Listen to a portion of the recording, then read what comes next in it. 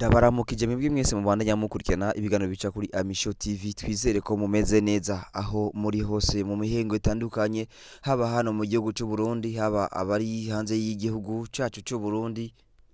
Imbere yuko ndakwidondora reka ndagusabe kwanza wowe utari bwa kuri subscribe uyikore kugira ngo uje mu rutonde rw'abambere bazbararonka ibikorwa vyacu tibagiye gukora like ndetse na share ku nshuti n'abagenzi kugira ngo nabo bashobore kuronka ivyiza nabo ngo baryoherwe hamwe tibagiye gukora gushaka comment kugira ngo vyose bigende neza haba kudushimira haba ukudutera intege kugira ngo tubandanye tunagushikiriza ibindi bimeze neza mu misi ya vuba kandi kwa kundi nyine nko twama twabikoze cyangwa mu misi yose muri rusangi.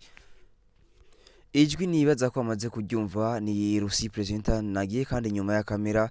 Rusi presenter rero kuno munsi icyo nakimiye kuzanira n'igiki nagerageje kurondera hirya nino ku bushakashatsi ndagerageza kurondera ivyerekeye muri vyitwa Big Fizzo kariyeri yiwe ukuntu yagira atangura ndetse ku mazina menshi afise nk'umuririmbyi ubona ko afise amazina agera kuri 12 anarenga wanashaka urinze ugira amazina arenga 10 ufise amazina menshi hariho na yandi tudashobora kwibuka ku mutwe cyangwa ku mitwe yacu namwe nimba muzoba mufise amazina yandi tutashoboye kuvuga muwe tuzakudondagura mukumbure mushobora kuja muri commentaire mugasimbirako mugaca mwandika hari izina runaka jenzi kuri Big Fizzo ariko mutigeze mushiraho n'amazina menshi ariko tudufise hano imbere yacu ariko ubundi katugerageze tuze kuba dutangura kugira ngo tukubwire ivyerekeye Big Fizzo canke uno muririmbyi ukuntu yatanguye umuziki. Icambere nuko duhera hehe ku myaka afise ni Big Fizzo yavutse ku itariki ya 25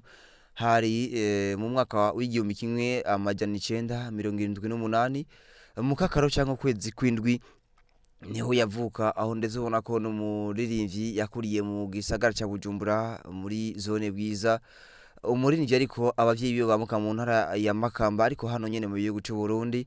Umuririmbyi amaze imyaka 25 muri game ya Buja Flavor mu muziki mu gihe ari nk'umuririmbyi yatanguye ivyo gutamba nk'umudancer nk'uko babivuga.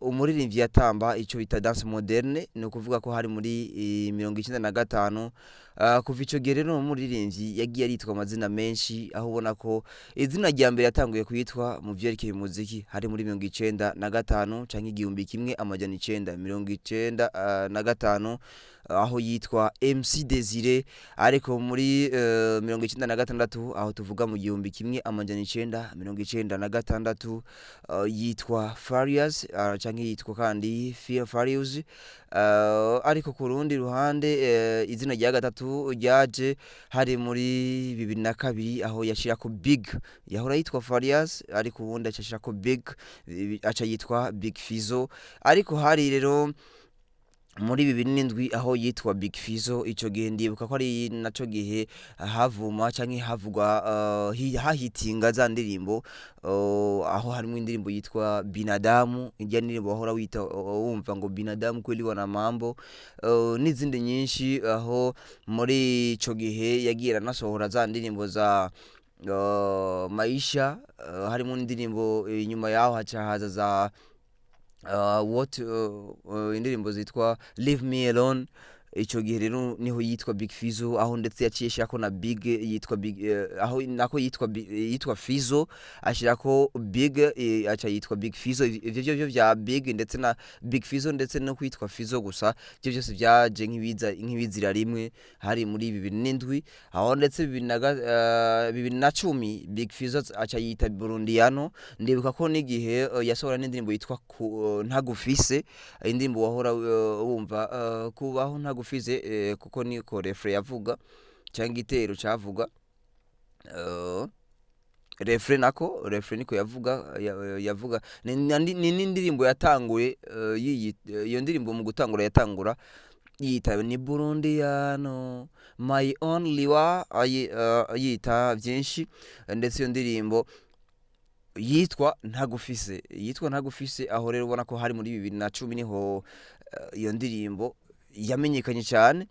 Hama muri 2012 uno muri ivyo Big Fizzo yitwa Gikundiro, aho ndetse hariho ayo n'amazina amwe mu bakunzi b'umuziki ndundi bagiye baramwita nka Gikundiro, kuko turibuka yuko ni izina ryagiye riranahagarara cyane mu bantu, riravugwa cyane, aho ndetse no kuri Primusic ya 2014 bagiye barandika abanyamakuru bitandukanye ko Big Fizzo yeretse abantu ko ari izina ry'Igikundiro nyene, aho ndetse uretse ko iryo zina ryo Gikundiro ryagira riravuma mu bantu rivugwa cyane. Iryo rya Burundi yano ho muri za 2010 ni Burundi yano ryagumye rikora, aho gushika muri 2014 yarafise ni imodoka yitwa TI iri mu bwoko bwa TI, aho yari yaranayanditse ko izina rya Burundi yano ni imodoka yari yavuzwe yuko Big Fizzo yigeze kwigabira mama wiwe, ari kubundi mu nyuma baza kuyibonamwo, kandi Big Fizzo ati amajambo aravugwa kandi ko Big Fizzo yavuye yiyakanye nawe waranayigurisha. Vyumvikana ko muri 2012 rero Igikundiro rimaze kuza, ntivyagumye uko muri vyitwa Big Fizzo. 2014 ashirako general ni cagiye barizana muri vyitwa Jagwa muri Primusic ya 2014 yabereye muri Finya Kabiga, aho Big Fizzo yari yambaye n'impuzu iteni z'igisirikare. Ico gere niho izina rya rya general ryaza kongerekana ku mazina yarasanzwe afise, ariko nyuma ya general kuri 2014 haragira indi zina ryitwa yise ngo amiral rero iryo ryaje muri 2015 ahava yerekeza mu gihugu cy'u Rwanda, aho ndetse yaciye agirwa ko no mu gihugu cy'u Faransa, aho vyavugwa yuko agiye muri anniversaire canke isabukuru y'amavuka ku mwana wiwe ari mu gihugu cy'u Faransa i Paris.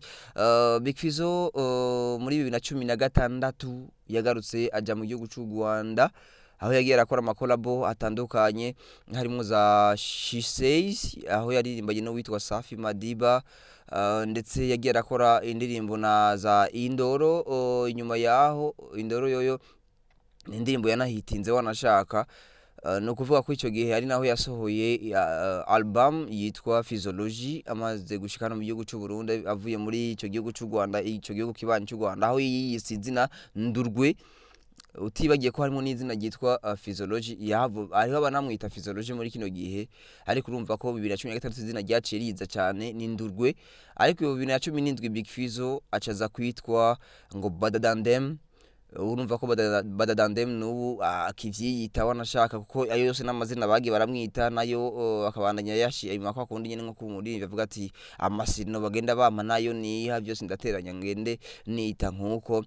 Ubu naho Big Fizzo kandi inyuma ya 2017 kwitwa Badadandem, 2018 Big Fizzo yaciye yitwa Desideratus, ndetse Desideratus ryo ryanahavira iboneka muri album yiwe afise muri kino gihe tuvuga. Afise album yindi yitwa Desideratus, mu gihe Big Fizzo ariko gusohora album zibiri, aho imwe yiswe Desideratus ndetse n'iyindi yiswe Legendary. Uravyumva, nibaza ko muriko muranyumva neza. Tubandanya muri 2018 niho yita Desideratus, hama muri 2019 Big Fizzo aca yita Rugamba. Ayo n'amazina 12, ariko ubundi tutashizemwe izina cyane rya Physiology, ariko Physiology ryo twanadivuze nubwo tutarishize muri no rutonde, ariko ubundi twaricishijemwo kubera ko izina ryiwe Physiology yagiyise ava mu Rwanda muri 2016, aho yaza azana album yitwa Physiology, ndetse biza kuba bigenda nkuko. No muririmbyi rero afise amateka mu muziki ndundi, yamaze kubakora byinshi wanashaka. Ugiye kuraba ku myaka 25 amaze muri ino game ya Buja Flavor Music Industry y'u Burundi, yagiye arakora ama concert atandukanye ku mugabane wa Buraya, aho benshi bagenda baravuga ati ayo sama concert, ndetse bakavuga ko ivyo ari amakaraoke akorera mu bubare hariya, ariko ubundi wakabiharura nka concert. N'abandi bategezwa kubiharura nka concert kubera ko naryo kugirirwa ibakwe ryo kujya kugirirwa ibakwe ryo kuja muri karaoke ku mugabane wa buraya si biba vyoroshe. Ni bangahe mu Burundi bamaze kuba bakora nk'ivyo? Ayo namwe mu mateka rero Big Fizzo amaze kubakora. Ni Big Fizzo muri 2016 mu gihugu c'u Rwanda habaye shan canke ihiganwa ry'imigwi nserukirabihugu, ariko ihiganwa rikinwamo abasore basanzwe bakina mu mahiganwa yabo mu bihugu vyabo nyene, aho ndetse baca baserukira ibihugu vyabo. Iryo higanwa bakaryita shan ritegurwa na kafe naryo rikaba ari ishyirahamwe ry'umupira w'amaguru ku rwego rwa Afrika. Shan rero yabereye mu gihugu cy'u Rwanda, yatwawe n'umugwi serukiragihugu wa Congo DRC. Big Fizzo niwe yabaye umutumire mukuru mu gihugu cy'u Rwanda kuri stade Amahoro ahabereye match ya mbere. Big Fizzo nico gihe yari ahitinze ku ndirimbo ya Indoro ari kumwe na Charly na Nina bamuka mu gihugu cy'u Rwanda nyene. Big Fizzo aza kuba aboneka ikora amateka kandi agiye kubakora. Ni Big Fizzo mu myaka ya kera muri za 90 muri za 2000 na Big Fizzo yigeze kuba buzuza stade Amahoro bari kumwe na Lolilo n'aba Uncle Crazy kera. Byumvikana ko Big Fizzo uretse ko yigeze kuja muri groupe yitwa Nigasol kera, ndetse bagiye muri groupe ya Wanajeshi bari kumwe n'aba Frank Duniano, Mac Daddy, T-Max, aho bagiye barita amazina menshi, hariho ba Colonel T-Max, hariho ba Big Fizzo ari nawe generale, n'aba Caporale barimwo nyene muri iyo groupe, aribo ba Frank Duniano. Ni benshi bagiye barakora amateka bari kumwe na Big Fizzo. Nukuvuga ko Big Fizzo amaze umwanya munini ariko aragerageza gukora ico shoboka canke ivyo ashoboye kugira ngo agere kure hashoboka muri ino game ya Buja Flavor. Ni Big Fizzo uretse kuba yaratamvye canke kuba umutamvyi, kuba umudancer, acaja mu vyo kuririmba. Ni kuvuga ko izo ari impano zibiri amaze kujamwo. Hariho n'iyindi impano igira gatatu yo kugira gukina ama video canke tuvuga ko ari ama cinema, ama filme. Ayo mafilme rero Big Fizzo abonekamwo nubu filme yo itaranasohoka yitwa A Life to Regret. Izobonekamwo Big Fizzo nk'umurundi ari nawe yaserukiye igihugu cyacu Burundi muri iyo cinema canke iyo filme, aho filme yari itekanije yuko izobonekamwo ba Akon n'abandi benshi baba legend mu muziki ndundi. Uwitwa Awilolo Ngomba we yaragaragaye muri iyo cinema, yaragaragaye mu myiteguro ndetse no muri shooting y'iyo cinema, ariko abandi nka Akon n'abandi batabonetsemwo. Mu gihe harimwo Big Fizzo yarabonetsemwo, harimwo n'aba Patrick Pajo bo muri Tanzania. Byumvikana ko rero iyo ni A Life to Regret, iyo ni cinema azogenda kuba agaragaramwo nka Big Fizzo nk'umurundi. Hariho iyindi amaze kugaragaramo nubu ikirahitinga hano mu gihugu cy'u Burundi, isinema ubona ko yateguwe neza Big Fizzo yabonetsemwo. Ni cinema yitwa Nobela ni cinema yateguwe na Buja Hit kwa Kukei nawe no muririmbyi wa kera asanzwe yubakanye no muririmbyi kazi yitwa Titi Love. Nukuvuga ko abo bose wanashaka Titi Love na Kukei baragaragara muri iyo cinema. Habonekamwo uwitwa Abel Nduwayo nawe no muririmbyi w'umurundi, hakabonekamwo harabonetsemo umuririmbyi kazi w'umurundi, muririmbyi kazi nawe ari we Shani Queen. Harabonetsemo witwa Emerisa nk'umuririmbyi w'umurundi. Nukuvuga ko ni cinema y'abarundi yagaragayemo abaririmbyi gusa, abafise amazina. Iyo nayo ni Nobela, ariyo nayo Big Fizzo arimwo, kandi ubona ko yagiye ara actinga neza ku marol canke ku vyo bagiye baramuha mu gukina. Umwanya bagiye baramuha yagerageje kuwukoresha neza. Aho rero nubona ko ni twagarutse kuri vya Big Fizzo. Hama nuko kurundi ruhande ndakumenyesha yuko Big Fizzo afise label yitwa Bantu Boy Entertainment. Ni label afise, akaba afise na studio ikora, ni studio ikora umuziki, kurikodinga ndetse bagakora na video aho nyene. Mu gihe Big Fizzo iyo studio kuva muri 2012 ntibagiye, aho Big Fizzo yari yavuze yuko afise indoto nk'iyo. Ico gihe nibuka ko yari mu kiganiro ca televiziyo imwe mu zakora hano mu gihugu cy'u Burundi, ndavuga kuri televiziyo Salama, aho yari karabazwa n'umumenyesha makuru mugenzi wacu. Ico gihe nibuka ko nari nkiri ku ishure, ariko mvuga ko ari umumenyesha makuru mugenzi wacu kubera ko ubu dusangiye umwuga, ari we DJ Rafa yakora ikiganiro cyitwa Home Flavor. Ico gihe Big Fizzo yaravuye mu Rwanda gukora indirimbo yitwa Hansange yasohotse ryari hajya yes 2013 okay. ico kiganiro yakoranye na Rafa cyari muri 2013 aho Big Fizzo yaravuye mu gihugu cy'u Rwanda gukora indirimbo yitwa Hansange. Indirimbo Hansange bayikoranye na Sociamula, ni nayo ndirimbo yatumye mu gihugu cy'u Burundi tumenya uwitwa Sociamula. Aho rero ubona ko Big Fizzo agarutse mu Burundi, Rafa aramubaza imigambi yiwe, aranamubaza katuza kiyo muri rusangi. Big Fizzo arishura yuko indoto ze bari gukora studio recording ikazofasha abaririmbyi bazoba batagira uburyo bwo kuja mu studio cyane, ariko ubundi studio imaze kuboneka ni studio yaje iri ku rwego mpuzamakungu, urwego rwiza, urwego rw'igihe tugezemwo, aho ubona ko bya bindi yavuga yuko ari studio izofasha abaririmbyi batishoboye mu kuja mu studio, atari byo biriko birakogwa. Ariko ubundi nkuko tumaze kumenya amakuru yo hirya muri Bantu Bwoy, nuko muririmbyi abona yuko afise uburyo buke ashobora kuza hajya agasaba ku buryo bwa promotion, ku buryo bwa sponsor bakamufasha akinja muri studio, ariko gatanga make bitandukanye n'abaririmbyi bamaze kubaka izina. Ariko ubundi byose no gufasha birumvikana, nubwo atoshobora gufasha ijana ku ijana. Nuko bimeze. Big Fizzo rero arabandanya nkuko amaze kuzana iyo label rero, bica birabandanya bigenda neza muri kuri uno muririmbyi n'ubuzima bwiwe. Studio irakogwa, ikora video, bakorana na audio, akaba yarafise label. Abaririmbyi rero barimwo nka Bwoy, Kirikou, Akili ari kumwe na Boy Dramati, nawe nyene nka Big Fizzo.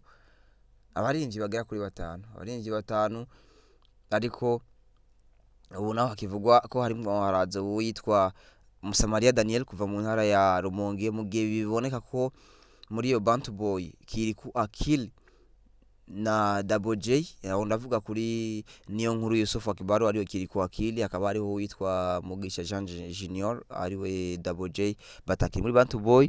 Ariko inkuru yanje isa ni ya nyuma muri kino kiganiro naguteguriye, hariho festival iriko irategurwa izoba ku itariki ya 2 n'iya 3 n'iya 4 mu Kakaro uno mwaka wa 2021, yateguwe na Bantu Bwoy. Ni festival yiswe Festival de l'Independance. Uravyumva? Festival de l'Independance yateguwe na Bantu Bwoy ku itariki ya 4 cyangwa ku magenekerezo ya 4 n'iya 3 ya 4 ego amagenekerezo ya 2 ya 3 ya 4 ukwezi kwa mu Kakaro umwaka wa 2021 n'umwaka turimwo. Iyo festival ni yatangura iyo misi 3 izokogwa. Inkuru tumaze kumva hirya nino, ariko tutaremeza twumva, ariko uwitwa Kirikou, Akili na Bwoy bazoboneka muri ivyo biteramo. Izo festival bazozibonekamo abaririmbyi babiri, izo festival bazozibonekamo. Uranyumva neza ku makuru tuko turamenya muri kino gihe, itariki 2 ya 3 ya 4 ukwezi kwa Mukakaro no mwaka turimwo, Kirikou, Akili bamaze kuva muri Bantu Bwoy na Bwoy barashobora kugaragara muri iyo festival yateguwe na Bantu Bwoy. Festival yiswe Festival de l'Independance.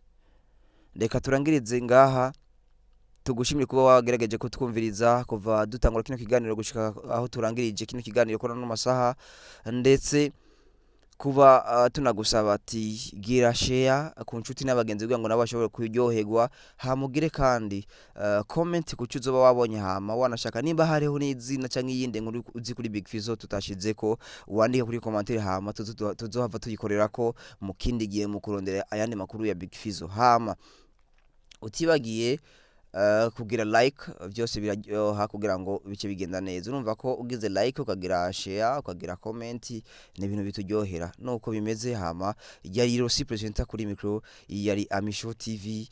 Hama gerageza ubandanya natwe ibiganiro byose tuguhaye, ubandanya kufilingana navyo kugira ngo ibintu bigende neza. Bye. Urashaka makuru mashasha meza kandi agezweho? Fyunda subscribe kuri Amisho TV. Amasanamu meza akoze ku binga budasanzwe. L Trending iriho ku bwanyu. Barindwi mwifuza indirimbo zikoze ku binga bwa none. Good mixing and mastering. Ghana Key Records. RTB with the key to success.